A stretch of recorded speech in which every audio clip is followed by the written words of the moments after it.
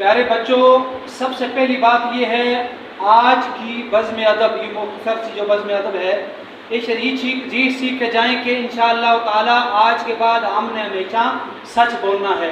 ہمارے نبی صلی اللہ علیہ وسلم نے ارشاد فرمایا کہ انسان سچ بولتا رہتا ہے یہاں تک کہ وہ اللہ کے ہاں سچا لکھ دیا جاتا ہے، اور ایک انسان جھوٹ بولتا رہتا ہے یہاں تک کہ وہ اللہ کے ہاں جھوٹا لکھ دیا جاتا ہے۔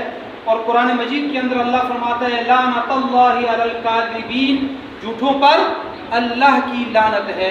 تو جو جھوٹ بولتا ہے وہ لعنتی ہوتا ہے۔ آپ نے کبھی جھوٹ نہیں بولنا، ہمیشہ سچ بولنا ہے، اپنے ماں باپ کا کہنا ماننا ہے، بڑوں کی عزت کرنی ہے، چھوٹوں سے پیار کرنا ہے۔ ہمارے نبی صلی اللہ علیہ وسلم کا ارشاد مبارک ہے، فرمایا جو اپنے بڑوں کی عزت نہیں کرتا اور چھوٹوں سے پیار نہیں کرتا وہ ہم میں سے نہیں ہے۔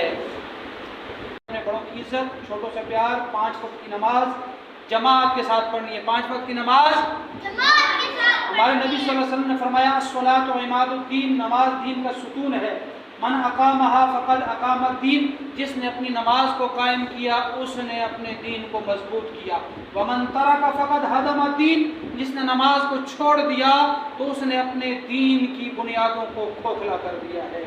تو جس طرح یہ پلر کے بغیر چھت کھڑی نہیں ہو سکتی، اسی طرح انسان کا ایمان بھی بغیر نماز کے صحیح طریقے سے قائم نہیں ہو سکتا۔